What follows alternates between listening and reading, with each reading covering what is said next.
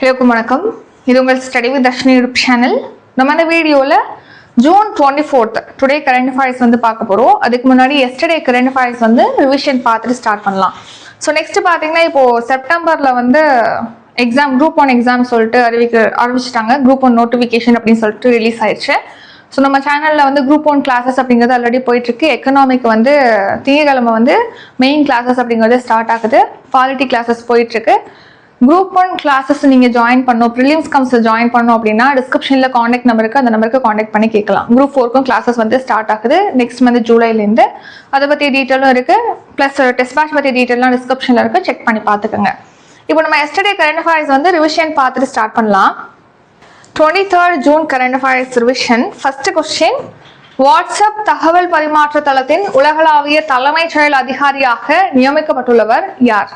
Answer Kunal Shah. எந்த நாட்டின் பிரதமர் கியர் ஸ்டார்மர் தனது பதவியை ராஜினாமா செய்துள்ளார்? Answer Britain.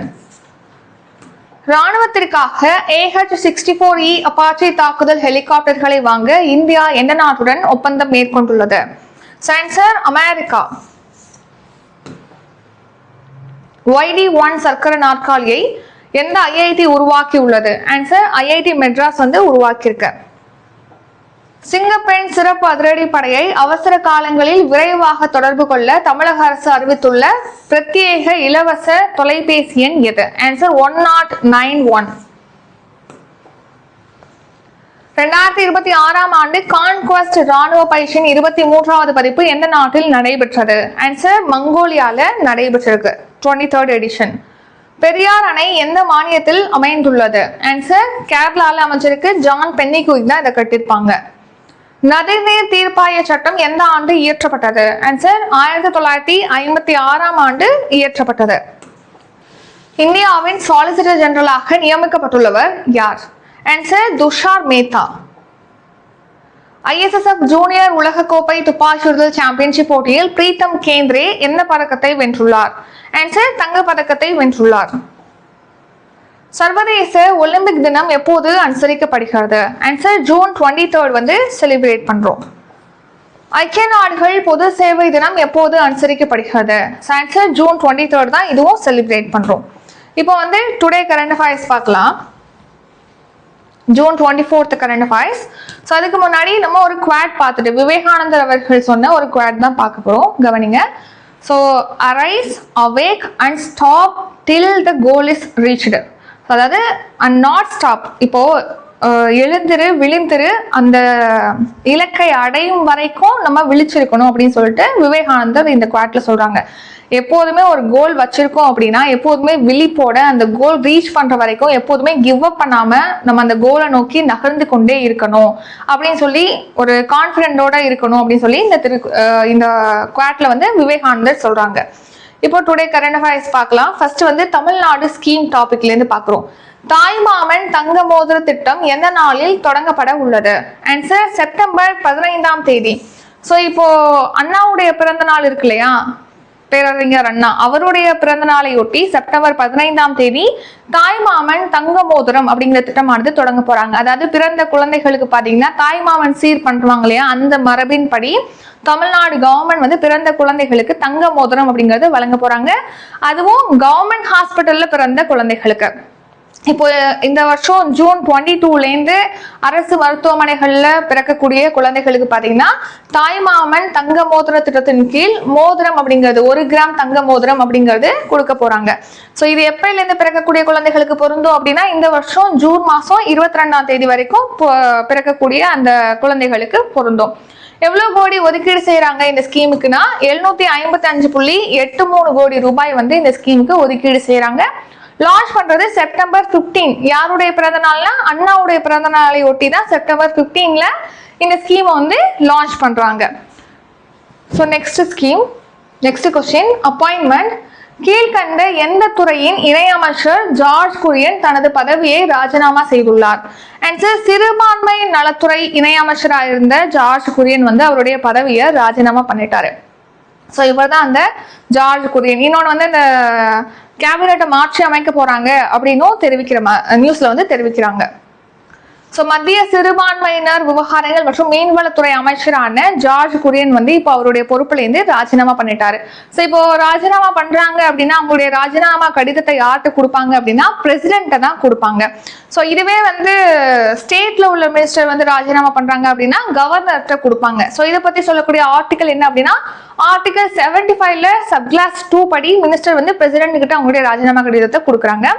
ஆர்டிகல் 164 படி ஆளுநர் கிட்ட ஸ்டேட் மினிஸ்டர் வந்து அவங்களுடைய ராஜினாமா கடிதத்தை கொடுக்குறாங்க. அடுத்த அவார்ட்ஸ் 2026ஆம் ஆண்டு எத்தனை பேருக்கு பத்ம விருதுகளானது அறிவிக்கப்பட்டுள்ளது?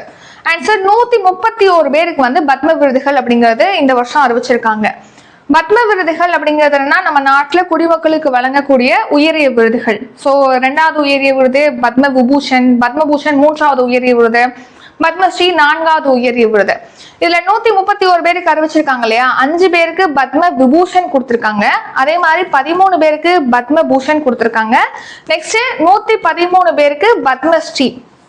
ஸோ இதுல ரீசனா பாத்தீங்கன்னா ஒரு 66 பேருக்கு விருதுகளை கொடுத்துட்டாங்க மே மாசமே. ரிமைனிங் உள்ள 65 பேருக்கு வந்து இப்போ விருதுகள் வழங்கும் விழாங்கிறது நடந்திருக்கு. அதுல குடியரசுத் தலைவர் வந்து விருதுகளை வழங்கியிருக்காங்க. ஸோ 5 பேருக்கு பத்ம விபூஷன், 13 பேர் பத்மபூஷன், பத்மஸ்ரீ 113 பேர்னு இந்த வருஷம் மொத்தமா 131 பேருக்கு விருது கொடுத்திருக்காங்க. செகண்ட் பேட்ச் 2 பேட்சா கொடுக்குறாங்க. ஃபர்ஸ்ட் பேட்ச்ல வந்து 66 மெம்பர்ஸ்க்கு வந்து கொடுத்துட்டாங்க விருது. அதுக்கடுத்து இப்போ 65 பேருக்கு விருதுகளை குடியரசுத் தலைவர் வழங்கியிருக்காங்க. ஸோ அதுல ஒரு முக்கியமான நபர்களை தான் இதுல பார்க்க போறோம். ஏன்னா பத்ம விருதுகளை கொடுக்குறவங்களை பாத்தீங்கன்னா மேட்ச் த ஃபாலோயிங் மாதிரி கேட்பாங்க. அவங்க எந்த துறையை சேர்ந்தவங்க அப்படிங்கிற மாதிரி, அரசியல்வாதியா இல்ல ஸ்போர்ட்ஸ் பர்சனா அல்லது தொழிலதிபரா, அந்த மாதிரி கிரைட்டீரியா அந்த மாதிரி கொடுத்து உங்களுக்கு பொருந்தாதை தேர்வு செய்க அந்த மாதிரி கேட்கறதுக்கு வாய்ப்பு இருக்கு. ஸோ அந்த வகையில பத்ம விபூஷன் இப்ப கொடுத்த 65 பேர்ல பத்ம விபூஷன் வந்து KT தாமஸ், இவர் வந்து உச்சநீதிமன்றத்துடைய முன்னாள் நீதிபதி, அவருக்கு கொடுத்திருக்காங்க. பத்மபூஷன் பாத்தீங்கன்னா ஜார்க்கண்டுடைய முன்னாள் முதல்வராக இருந்த சிபு சோரனுக்கு கொடுத்திருக்காங்க. அடுத்து மலையாள நடிகர் மம்மூட்டி அவர்களுக்கு கொடுத்திருக்காங்க பத்மபூஷன். நெக்ஸ்ட் இந்திய டென்னிஸ் வீரராக இருந்த விஜய் அமிர்தராஜ் அவர்களுக்கு கொடுத்திருக்காங்க. ஈரோட்டை சேர்ந்த SKM குழும நிறுவனத்தோட தலைவரான SKM மயிலானந்தன் அவருக்கும் பத்மபூஷன் விருது அப்படிங்கிறது கொடுத்திருக்காங்க. இதுல முக்கியமா பாத்தீங்கன்னா பத்ம விபூஷன் யாருக்கு கொடுக்குறாங்க, பத்மபூஷன் யாருக்கு கொடுக்குறாங்க, தமிழ்நாட்டில இருந்து யார் ரிசீவ் பண்ணிருக்காங்க இந்த அவார்டு, இதெல்லாம் கம்பல்சரி பாத்துக்கணும். போன தடவை தமிழ்நாட்டில இருந்து யார் யார் வாங்கினாங்கன்னு சொல்லிட்டு வீடியோ போட்டிருக்கோம் மே மந்த்லே. அடுத்து பத்மஸ்ரீ சென்னை IITயோட இயக்குனராக இருக்காங்க இல்லையா வி காமகோடி, அவங்களுக்கு கொடுத்திருக்காங்க. உள்துறை அமைச்சர் சார்பு செயலராக இருக்கக்கூடிய RVS மணி, அப்புறம் புண்ணியமூர்த்தி நடேசன், ஜெகநாதன், ராஜா சபதி, காளியப்ப கவுண்டர், பக்தவத்சலம், இவங்களுக்கெல்லாம் பத்மஸ்ரீ கொடுத்திருக்காங்க. ரஞ்சனி காயத்ரி சகோதரிகளுக்கும் பத்மஸ்ரீ, நடிகர் மாதவன் அவர்களுக்கு பத்மஸ்ரீ கொடுத்திருக்காங்க. தெலுங்கு நடிகர்கள் மகண்டி முரளி மோகன், அப்புறம் பாபு ராஜேந்திர பிரசாத், வேளாண் விஞ்ஞானியான K ராமசாமி, இவங்களுக்கெல்லாம் பத்மஸ்ரீ அவார்டு அப்படிங்கிறது இந்த வருஷம் கொடுத்திருக்காங்க. அடுத்து ஸ்போர்ட்ஸ் சரியான இணையை தேர்ந்தெடுக்க. ஸோ இப்போ இதுல விஜய் அமிர்தராஜ் வந்து டென்னிஸ் பிளேயர்னு சொல்லிட்டு இப்பதான் பார்த்தோம். ரோஹித் சர்மா வந்து கிரிக்கெட் வீரர், பிரவீன் குமார் வந்து தடகள வீரர், சவிதா புனியா வந்து ஹாக்கி வீராங்கனை. ஸோ அனைத்துமே வந்து சரியான இணை தான். ஸோ ஆல் ஆஃப் தெம் வந்து கரெக்டாக தான் வந்து மேட்ச் ஆயிருக்கு. ஸோ எதுக்காக இவங்களெல்லாம் நம்ம பார்க்குறோம், இந்த ஸ்போர்ட்ஸ் பர்சன்ஸ்லாம் பார்க்குறோம் அப்படின்னா இவங்க எல்லாருமே வந்து பத்மஸ்ரீ விருது பெற்றவங்க. 131 பேருக்கு வந்து பத்ம விருதுகள் கொடுத்துருக்காங்க இல்லையா, அதுல 113 பேர் வந்து பத்மஸ்ரீன்னு சொல்லி பார்த்தோம் இல்லையா.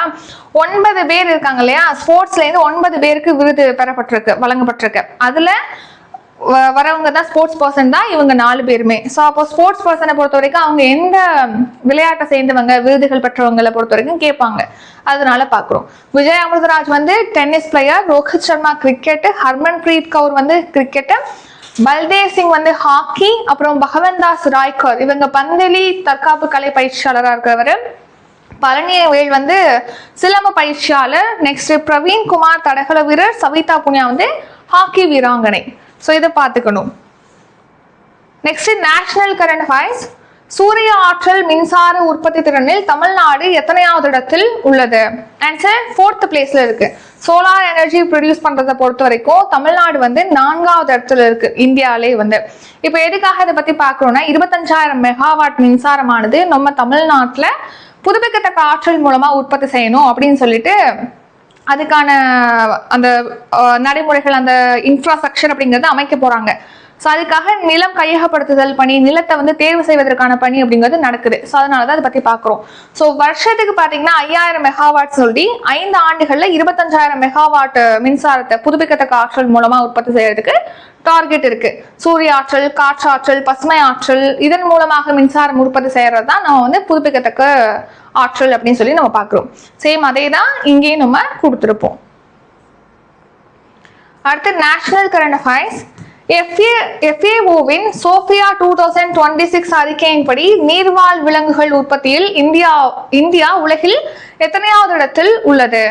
ஆன்சர் வந்து 2வது இடத்துல இருக்கு. இப்போ FAO-னா ஃபுட் அண்ட் அக்ரிகல்ச்சர் ஆர்கனைசேஷன், ஐக்கிய நாடுகள் கீழ் செயல்படக்கூடிய உணவு மற்றும் விவசாய அமைப்பு தான் FAO வந்து சோஃபியா 2026 அப்படிங்கிற அறிக்கையை வந்து ரிலீஸ் பண்ணியிருக்காங்க.